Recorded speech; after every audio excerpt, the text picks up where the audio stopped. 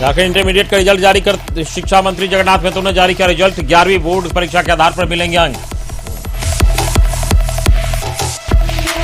CBSE ने भी जारी किया 12वीं का रिजल्ट। 99.37% छात्र हुए पास। झारखंड के 100% छात्रों को मिला सफलता।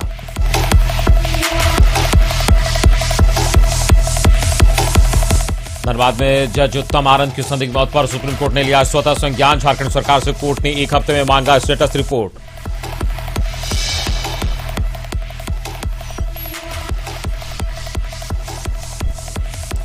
जज उत्तम आनंद की संदिग्ध मौत पर एसआईटी की जांच तेज। धनबाद के एसएसपी कार्यालय में एसआईटी की बैठक। एडीजी अभियान समेत वरीय अधिकारी हुए शामिल।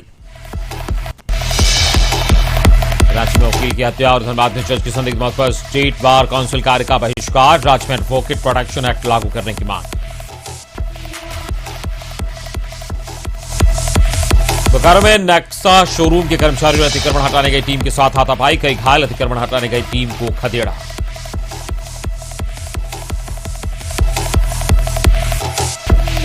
और बारिश को लेकर झारखंड के 18 जिलों में रेड अलर्ट जारी। सुबह से राज्य के कई जिलों में हो रही है बारिश।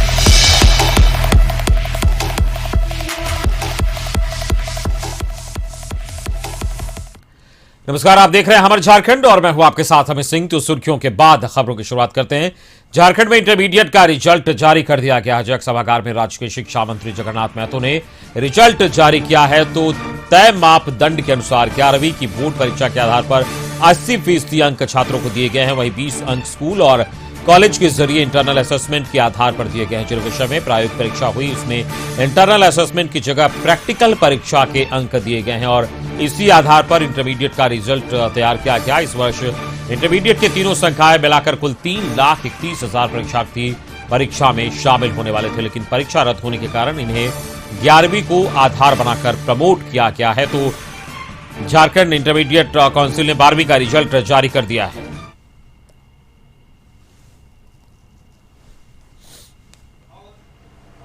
हर संभव इस अथक प्रयास के कारण से ये हम देख पा रहे हैं कि जो सुप्रीम कोर्ट के आदेश के आलोक में जो परीक्षा फल का प्रकाशन समय अनुसार किया गया है, यह वास्तव में एक मील का पत्थर साबित भी हुआ है। और जो रिजल्ट जो हुआ वो सभी एक हर्षोल्लास के साथ सभी अभिभावक चाहे छात्र जो भी इस परिणाम को देख रहे हैं वो सभी अपने आप में एक इतिहास का भी गवाह हैं, जो कि विपरीत परिस्थिति में ये सभी कामें हुई है। तो मैं अपने पदाधिकारियों की ओर से माननीय मंत्री जी का और जैक के तमाम चेयरमैन, सचिव, उपाध्यक्ष और पूरी टीम को इसके लिए बहुत बहुत बधाई देता हूँ। और आगे भी इस तरह से काम जरूर होते रहेगा माननीय मंत्री के दिशा निर्देश के अनुसार। और ये झारखंड के जो गुणात्मक शिक्षा का सुधार में एक महत्वपूर्ण रोल जो अदा करता है झारखंड अधिविद्य परिषद, उसमें आगे भी सफलीभूत होगा। ये तरह की मेरी शुभकामनाएं। धन्यवाद। धन्यवाद विरुण जी, आपके इस सहयोग और आपके इस वचन हमको पुनः ऊर्जावान बनाएगा। अब मैं माननीय मंत्री महोदय से आग्रह करूंगा हमें दिशा निर्देश और रास्ते। अरे कल तो बोल रहे की बोल देते हैं बिना माइक बोल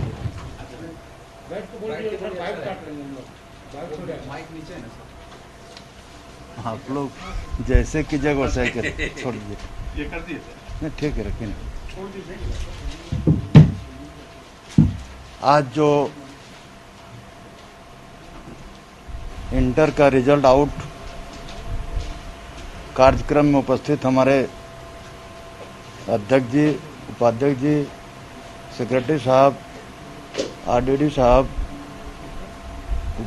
उप सेक्रेटरी साहब और सहित हमारे प्रेस के सभी साथियों और हमारे इस कार्यक्रम में भाग लिए सहयोगी सभी अधिकारी और सभी कर्मीगण, अभी आप लोग के बीच कल ही हम सारे बात बोल के गए हैं। रोज एक ही बात बोलना उचित नहीं लगता है।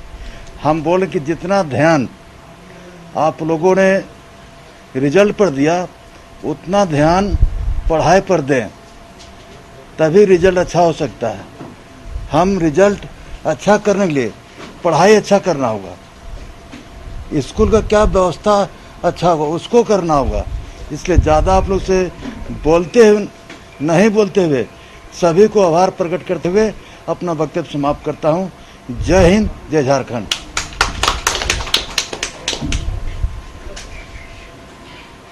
रिजल्ट प्रकाशन के अंतिम चरण पे मैं उपाध्यक्ष महोदय से आग्रह करूंगा कि वोट ऑफ थैंक्स उनके द्वारा सवाल ले लेते हैं सर। अच्छा ठीक सर, पहला सवाल है, इस रिजल्ट में आपका भी नाम रहता तो बहुत खुशी होती हम लोगों को। आपने दाखिला लिया था, कितना अफसोस है इस मिसिंग को। ऐसा है ना, इस दाखिला लिए थे लेकिन कर नहीं सके। ये पूरा दुनिया जान रहा है कि कैसे सिर्फ भारत नहीं पूरे देश में, पूरे दुनिया के देश में प्रभावित कोविड-19 के चलते प्रभावित महतो ने रिजल्ट जारी किया है। और आपको बता दें कि साइंस विषय में 86.89% छात्र पास हुए हैं और कॉमर्स की बात करें तो 90.33% छात्र पास हुए हैं। तो जैक ने रिजल्ट जारी किया 12वीं का। आर्ट्स विषय में 90.71% छात्र पास हुए हैं। तो जैक ने इंटरमीडिएट का रिजल्ट जारी कर दिया है और शिक्षा मंत्री जगन्नाथ महतो ने खुद इस रिजल्ट को जारी किया। तो झारखंड एकेडमिक काउंसिल ने ये रिजल्ट जारी किया है और तय फार्मूले के हिसाब से रिजल्ट जारी किया गया। 20 नंबर इंटरनल असेसमेंट के आधार पर दिया गया और 80% जो फार्मूला तय किया गया था उस अनुसार मार्क्स दिए गए और इसी के तहत ये रिजल्ट तैयार किया गया। तो जैक ने इंटरमीडिएट का रिजल्ट जारी कर दिया झारखंड में। उधर केंद्रीय माध्यमिक शिक्षा बोर्ड यानी सीबीएसई ने भी 12वीं का रिजल्ट घोषित कर दिया है। छात्र ऑफिशियल वेबसाइट cbseresult.nic.in के जरिए अपना रिजल्ट देख सकते हैं। पिछले वर्ष की तुलना में इस बार झारखंड के छात्र का 12वीं का परिणाम बेहतर हुआ है। शुक्रवार को सीबीएसई ने 12वीं की परीक्षाओं का रिजल्ट जारी कर दिया। बोर्ड ने तय किए गए क्राइटेरिया के मुताबिक 10वीं 12वीं और 5 में से जिन 3 सब्जेक्ट में स्टूडेंट्स ने सबसे ज्यादा स्कोर किया है उन्हीं को रिजल्ट तैयार करने के लिए चुना गया। वहीं 12वीं की यूनिट, टर्म और प्रैक्टिकल एग्जाम में मिले अंकों के आधार पर भी यह परिणाम तैयार हुआ है। सीबीएसई की 12वीं में झारखंड के स्कूलों ने भी बेहतर प्रदर्शन किया है। रांची के डीपीएस, जेवीएम, शामली जैसे टॉप स्कूलों का रैंकिंग भी पिछले वर्ष की तुलना में बेहतर है। हालांकि इस बार बोर्ड के लिए भी टॉपर तय करना मुश्किल लग रहा है, लेकिन परसेंटेज के आधार पर टॉपर्स की लिस्ट निकाली जाएगी। 12वीं में इस बार झारखंड का रिजल्ट 100% हुआ है। सीबीएसई के झारखंड कोऑर्डिनेटर राम सिंह ने विद्यार्थियों को शुभकामनाएं देते हुए कहा कि इस बार किसी तरह रिजल्ट प्रकाशित किया गया, छात्रों की पढ़ाई बाधित न हो, इसे देखते हुए सीबीएसई की ओर से विशेष पहल की गई। कोरोना महामारी के दौरान विद्यार्थियों के हित में फैसला लिया गया है। अब विद्यार्थियों को तय करना है कि आगे उनको क्या करना है। आज सीबीएसई ने +2 का जो रिजल्ट है वो अनाउंस किया है। ठीक टाइम 2 बजे किया है और झारखंड से 40,000 कुछ बच्चे अपीयर हुए थे, रांची से 10,000 बच्चे अपीयर हुए थे अप्रॉक्सीमेटली।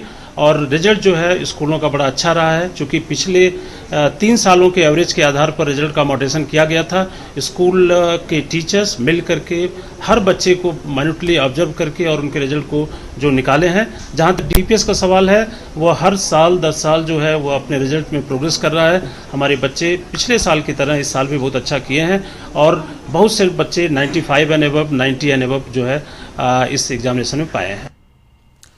सुप्रीम कोर्ट ने शुक्रवार को झारखंड के धनबाद में न्यायाधीश उत्तम आनंद की संदिग्ध मौत के मामले में स्वतः संज्ञान लिया है। अतिरिक्त जिला न्यायाधीश यानी एडीजी उत्तम आनंद की बुधवार 28 जुलाई को धनबाद में एक वाहन की चपेट में आने से मौत हो गई थी।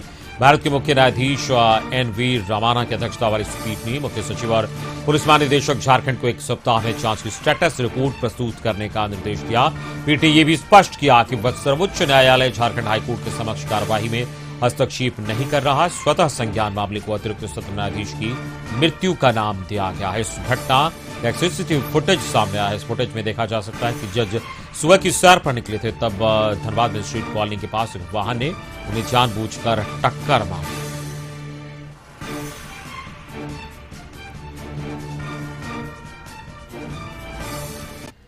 धनबाद में जज उत्तम आनंद की संदिग्ध मौत मामले की जांच में तेजी आई है। एसआईटी की टीम ने जांच शुरू कर दी है। इसी कड़ी में एडीजी अभियान संजय आनंद लाटकर धनबाद पहुंचे और धनबाद एसएसपी कार्यालय में एसआईटी की बैठक की गई।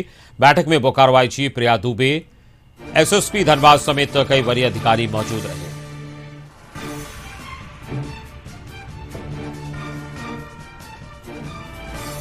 और इस पर ज्यादा जानकारी के साथ धनबाद संवाददाता कन्हैया फोनलाइन पे जुड़े हैं। कन्हैया, जिस तरीके से ये घटना सामने आई है, सुप्रीम कोर्ट ने भी स्वतः संज्ञान लिया है। एसआईटी क्या गठन किया गया इस मामले में और क्या कुछ निकलकर सामने आ रहा है?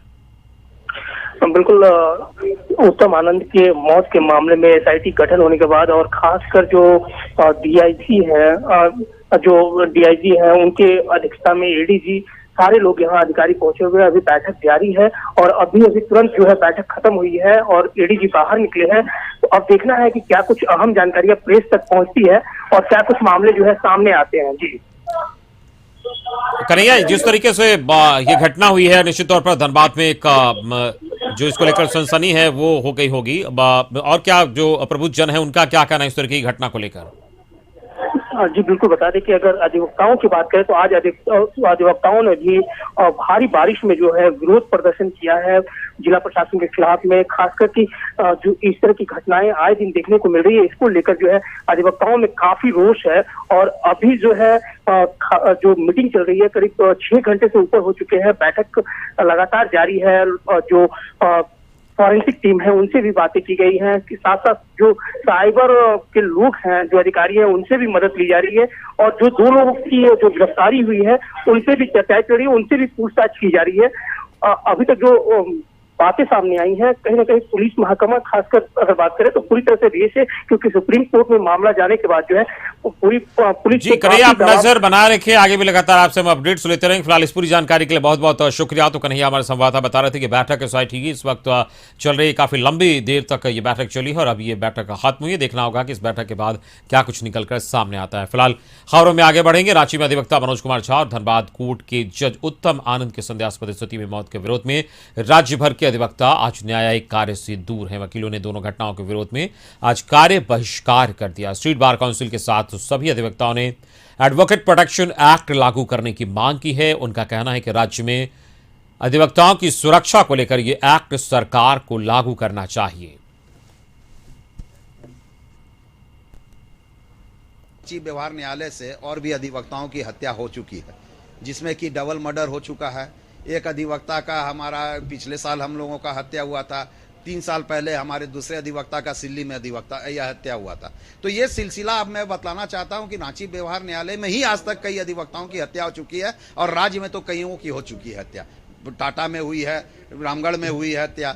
इस सब बात को लेते हुए हम लोगों में बहुत रोष है, हम लोग बहुत दुखी हैं। हम लोग के अंदर की भावना जो है वो अपने आप में रोने की है। तो इस सब भावनाओं को बतलाने के लिए, इस सब रोष को देखते हुए संज्ञान लिया झारखंड स्टेट बार काउंसिल ने भी। धनबाद में एडीजी और रांची में अधिवक्ता की हत्या मामले में झारखंड स्टेट बार काउंसिल के निर्देश पर गढ़वा जिला बार एसोसिएशन ने विरोध जताया। इस कड़ी में गढ़वा जिले के सभी अधिवक्ता ने आज न्यायिक कार्य का बहिष्कार किया है। अधिवक्ता संघ के अध्यक्ष ने कहा कि धनबाद में जज और रांची में अधिवक्ता की हत्या के विरोध में हम लोग न्यायिक कार्य से दूर रहेंगे। तो स्टेट बार काउंसिल की वकीलों ने सुरक्षा की मांग की और गढ़वा में भी इस एसोसिएशन की बाग पर कार्य का बहिष्कार किया गया। और इस दोनों घटना से ये लोग मर्माहत हैं और सरकार से लगातार सुरक्षा की गुहार लगा रहे हैं और जो एक्ट है वो लागू करने की बात कर रहे हैं ताकि इनकी जो सुरक्षा है वो हो सके। तो धनबाद में जज की हत्या और गढ़वा में भी इसका विरोध किया गया है। फाइल में था, कुछ लोग रिजेक्ट किए थे और मॉर्निंग वॉक में लोग उनको धक्का मारा है और इसकी पूरी संभावना है कि उनकी एक सुनियोजित ढंग से हत्या की गई, जिसके समर्थन में आज स्टेट बार काउंसिल ने एक निर्णय लिया कि जितने भी जिला हमारे झारखंड में हैं सभी लोग आज न्यायिक कार्य से अलग रहेंगे। इसके समर्थन में कि जो हत्यारे हैं वो पकड़े जाएं, उनके विरुद्ध अविलंब आवश्यक कार्रवाई की।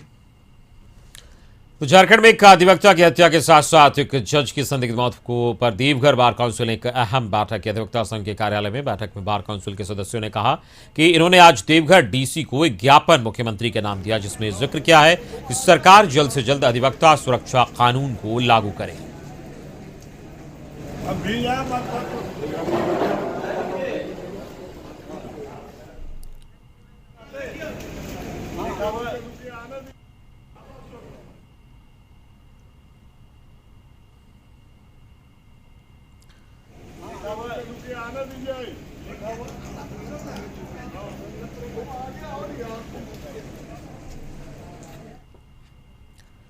और इसी के साथ यहां वक्त तो चला छोटे से ब्रेक का। खबरें और भी आप देखते रहिए हमारे झारखंड।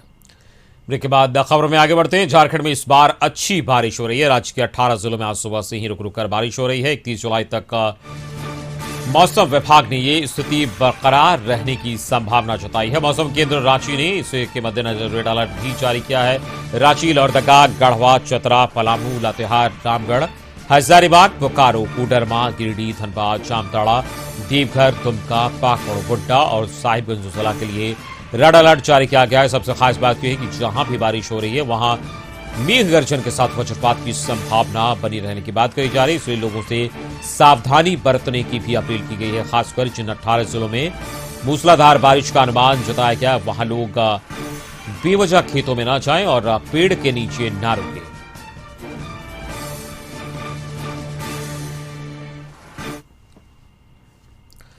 उधर रांची के खलारी में पिछले 24 घंटे से हो रही बारिश से कोयलांचल की सभी नदियों में उफान है। खलारी कोयलांचल की दामोदर नदी, सपही नदी, डेगा डेगी नदी, सोना डुब्बी नदी समेत सभी नदियों में बाढ़ की स्थिति है।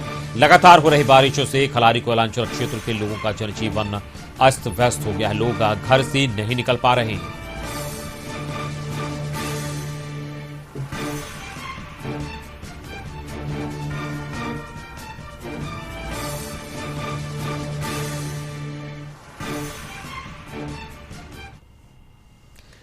कोलकाता के हावड़ा स्टेशन में भारी जल जमाव के कारण कई ट्रेनें प्रभावित हुई है। जानकारी के मुताबिक कोलकाता से मुंबई हावड़ा, तितलगाड़ हावड़ा, सिकंदराबाद हावड़ा, पुरी हावड़ा, आद्रा हावड़ा, अहमदाबाद हावड़ा, मद्रास हावड़ा समेत कई ट्रेनों को रद्द किया गया है, जिसमें झारखंड की भी कुछ ट्रेनें शामिल हैं।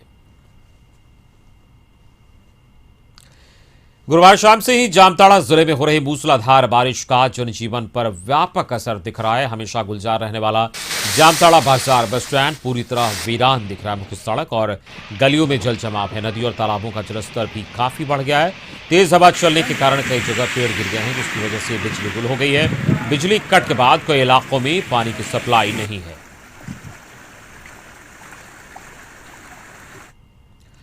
बोकारो में सिटी थाना क्षेत्र की उकरीद लकड़ी गोला के पास घर पर पेड़ गिर गया, जिससे दबने से एक व्यक्ति की मौत हो गई। जानकारी के मुताबिक लकड़ी गोला के पास शिव टिम्बर है, जहां के मुंशी बिंदेश्वर विश्वकर्मा कपरेल घर के नीचे सो रहे थे और लगातार हो रही बारिश की वजह से घटना सामने आई।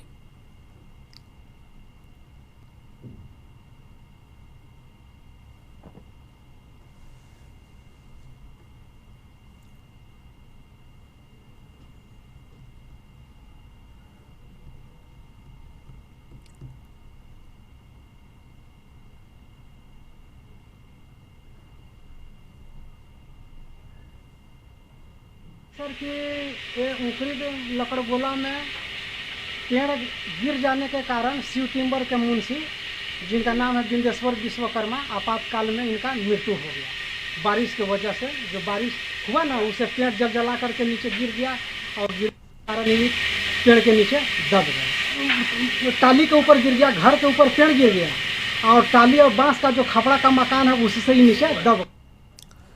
चतरा में भारी बारिश और एनटीपीसी द्वारा बनाए गए बैराज में पानी रोके जाने के कारण टंडवा का दर्जी मोहल्ला जलमग्न हो गया। कई घरों में बारिश का पानी घुस गया है। घर के बाहर गाड़ियां पानी में डूब गई। टंडवा बाजार की कई दुकानों में भी पानी घुस गया, जिसकी वजह से परेशानी हो रही है। तो चतरा में बारिश से जनजीवन अस्त व्यस्त हुआ है। बैराज में पानी रुकने से ये दिक्कतें आई हैं। भारी बारिश से लोगों की मुश्किलें यहां बढ़ गई है। दर्जी मोहल्ला में लोग परेशान हैं। गाड़ियां पानी में डूब गई हैं। दुकानों में भी पानी घुस गया है, जिससे लोगों का आम जनजीवन अस्त व्यस्त हो गया है। तो बारिश ने लोगों की परेशानी चतरा में बढ़ा दी है। और बारिश की वजह से लोगों को काफी दिक्कतों का सामना करना पड़ रहा है। झारखंड के सुदूर गांव तक का विकास पहुंच सके, इसके लिए हेमंत सरकार ने एक बड़ी पहल की है। सरकार के ग्रामीण विकास विभाग ने 31 प्रखंड विकास पदाधिकारियों को वाहन सौंपा है। कार्यक्रम में ग्रामीण विकास मंत्री मनीष रंजन भी उपस्थित थे। ग्रामीण विकास मंत्री आलमगीर आलम ने कहा कि राज्यों में विकास की गति को बढ़ाने के लिए नए वाहन उपलब्ध कराए गए हैं। कई प्रखंड विकास पदाधिकारी कार्यालय में पुरानी गाड़ी रहने के कारण वहां काम नहीं हो पा रहा था। इस दौरान 5 बीडीओ को मंत्री आलमगीर आलम ने वाहन की चाबी सौंपी। बुढ़मू प्रखंड की बीडीओ नम्रता जोशी, पिपरा प्रखंड की अनिता करकेट्टा, पाकुड़ सदर प्रखंड के मोहम्मद शफीक आलम, गोमिया प्रखंड के कपिल कुमार, दुमका सदर के राजेश कुमार को वाहन सौंपा गया। घोड़ा नहीं है, खराब पड़ा हुआ बहुत पहले का, तो हमने बोले थे कि धीरे धीरे जो है वाहन भी लोग को दिया जाए ताकि मॉनिटरिंग करने के लिए सुविधा हो, विकास कार्य में तेजी आए। उस सिलसिले में 2020-21 में 18 वाहन दिए थे और इस बार हम लोग 31 वाहन दिए हैं और मुझे विश्वास है कि इससे हमको लगता है कि ग्रामीण क्षेत्र का जो कमी मॉनिटरिंग के हो रहा था उस दिशा में निराकरण होगा। विधानसभा की जिला परिषद एवं पंचायती राज समिति की टीम लोहरदगा पहुंची और बैठक की। इस बैठक में सभापति विधायक डॉक्टर सरफराज अहमद, गोड्डा विधायक का अमित मंडल और छतरपुर विधायक पुष्पा देवी मौजूद थे। जहां जिले के परिसदन के सभागार में सभी विभागों के अधिकारियों और पदाधिकारियों के साथ बैठक की। मौके पर मीडिया से मुखातिब होते हुए गांधी विधायक का सरफराज अहमद ने राज्य सरकार को गिराने की साजिश को लेकर हेमंत सरकार के नेतृत्व की सराहना करते हुए भाजपा पर हमला बोला है। उन्होंने कहा कि देश में बीजेपी और गैर बीजेपी सरकार को गिराने को लेकर हमेशा तत्पर रहती है। हमारा नेतृत्व जो है काफी मजबूत है। अब वैसे इंडिविजुअल लेवल पे अगर कोई कुछ बोलता है तो उस पर हमारा कोई कमेंट नहीं है भैया, लेकिन कोई ऐसी और ये तो देखिए, ये तो अंडरस्टूड था कि बीजेपी जो है गैर बीजेपी सरकारों को पूरे हिंदुस्तान में डिस्प्लेस करती है। आप तो देख ही रहे हैं, चाहे वो मध्य प्रदेश रहा हो, हरियाणा रहा हो, बहुत सारे उदाहरण हैं, आपको वहाँ महाराष्ट्र रहा हो, तो ये लोग तो दूसरे दिन से लग जाते हैं डिस्प्लेस करने के लिए और उसके लिए साम धन वोट सब इस्तेमाल करते हैं। तो उसी क्रम में इन लोगों ने कन्फ्यूजन कराने के लिए कुछ एमपी लोगों को, एमएलए लोग से बात किया, इधर उधर किया जो किया। तो अब जिस दल के जो लोग हैं, जो लोग क्या किए हैं नहीं किए, वो दल अपना समीक्षा कर रहा है। बोकारो के सेक्टर 4 स्थित मारुति नेक्सा शोरूम के कर्मचारियों ने अतिक्रमण हटाने पहुंची टीम का विरोध किया। इस दौरान कर्मचारियों और टीम के साथ मारपीट हो गई, जिसमें एक महिला का सिर फट गया। शोरूम के कर्मचारियों ने अतिक्रमण हटाने पहुंची टीम को खदेड़ दिया। आपको बता दें कि बोकारो स्टील ने नेक्सा शोरूम पर अवैध कब्जा घोषित किया है। वहीं एक्स शोरूम के निदेशक मनीष बंसल ने बताया कि अतिक्रमण का मामला रांची उच्च न्यायालय के डबल बेंच में लंबित है। ऐसे में बोकारो स्टील के अधिकारी बिना किसी सूचना के शोरूम तोड़ने पहुंच गए। इस झड़प में 4 कर्मचारी घायल हो गए हैं। हाईकोर्ट में चल रहा है, डबल बेंच में गया हुआ है, डबल बेंच में। उसके बाद आज फिर ये लोग अचानक आ गए, ना कोई नोटिस है ना कोई खबर है, आ गए और 4 आदमी मिल के, 4 पुलिस वाला मिल के एक आदमी को पीटा है। छोटी सी लड़की जो 20 साल उम्र है उसका डंडा से मार के माथा फाड़ दिया। सामने देख रहे कि लड़की खड़ी है तो भी वो लोग बुलडोजर लेकर आ रहे थे और लाठी लेकर 2 पुलिस वाला था, जिसके कारण एक लड़की अभी घायल है। बीजीएस में नहीं है तो चलिए आप बीजीएस। रांची में उपमहापौर संजीव विजयवर्गीय की अध्यक्षता में 33 वार्ड पार्षदों की बैठक हुई। इस बैठक में भवन तोड़ने के लिए दिए जा रहे नोटिस पर समीक्षा की गई, जिसमें सर्वसम्मति से निर्णय लिया गया कि रांची डिप्टी मेयर संजीव विजयवर्गीय के नेतृत्व में सभी पार्षद पीआईएल के माध्यम से सभी भवनों को रेगुलराइज कराने के लिए न्यायालय के शरण में जाएंगे।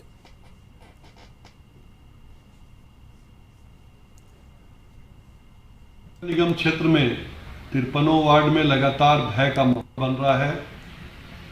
अतिक्रमण हटाने के नाम के बाद अवैध भवनों को तोड़ने की प्रक्रिया पर भी काम चल रहा है। मुझे लगता है कि माननीय न्यायालय ने अतिक्रमण नदी नाले को खाली करने के लिए कहा था, लेकिन अब उसी आड़ में 1,80,000 घरों के अंदर भय का माहौल बनाने का काम आज के दिन प्रशासन के द्वारा किया जा रहा है। और इसी के चलते आज हम लोग रांची नगर निगम के मेरे कार्यालय में आप देख रहे हैं लगभग 40 से ज्यादा पार्षद उपस्थित हैं।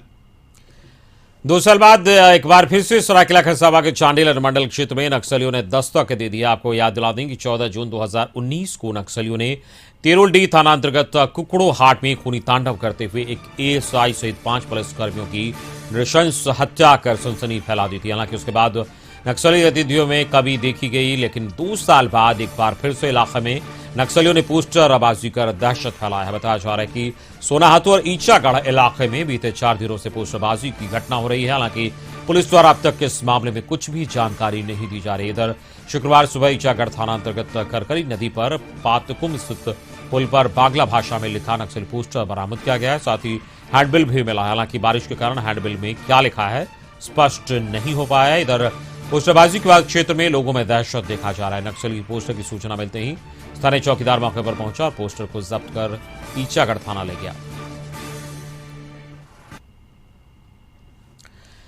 धनबाद जेल से 2 कैदी फरार हो गए। घटना के बाद जेल में हड़कंप मच गया है। दोनों की खोजबीन के लिए जेल प्रशासन और पुलिस जगह जगह छानबीन में जुट गई है। जेल अधीक्षक अजय कुमार ने बताया कि ग्रिल काटकर दोनों कैदी फरार हुए हैं। मामले की सूचना जिला प्रशासन को दी गई है।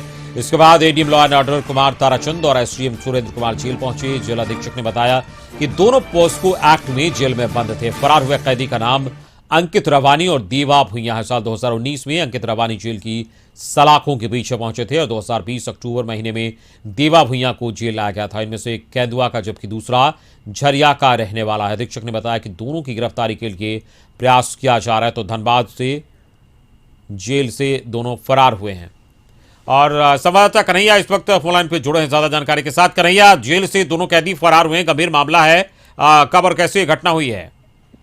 जी बिल्कुल, ये देर रात की मामला है और इसमें जो है मंडल कारा की सुरक्षा पे भी कड़े सवाल उठते नजर आ रहे हैं, क्योंकि ये दोनों कैदी जो थे ये पॉस्को एक्ट में जो है धनबाद जेल में बंद थे। एक आकाश रवानी है तो दूसरा देवा है। इन दोनों पे पॉस्को एक्ट के तहत मामला भी चल रहा था। अभी जेल अधीक्षक से जब बातचीत हुई है तो उन्होंने साफ तौर पे कहा है कि अभी फिलहाल जांच की जा रही है कि कौन लोग इसमें दोषी हैं, उन पे भी कार्रवाई की जाएगी। लेकिन ये लोग जो भागे हैं वो ग्रिल काट कर ही भागे हैं। जी चलिए, इस पूरी जानकारी के लिए बहुत बहुत शुक्रिया आपका कन्हैया। इस वक्त संवाददाता हमारे बता रहे थे कि जेल प्रशासन की ओर से कहा जा रहा है कि जो भी इसमें दोषी होंगे उस पर कार्रवाई की जाएगी। फिलहाल जांच की जा रही है। ग्रिल काट कर ये दोनों भागे हैं, ऐसी सूचना मिल रही है। उधर पूर्वी सिंहभूम में पोटका प्रखंड की सोहदा पंचायत के ग्रामीण और स्कूली बच्चे अपनी जान जोखिम में डालकर हर दिन नदी पार करते हैं, लेकिन इसकी खबर लेने वाला कोई नहीं है। ग्रामीण पुल निर्माण को लेकर विधायक संजीव सरदार को ज्ञापन सौंप चुके हैं, लेकिन अब तक प्रशासन की ओर से कोई कदम नहीं उठाया गया। इस मामले में ग्रामीणों ने कहा कि 74 सालों से गांव की यही हालत है।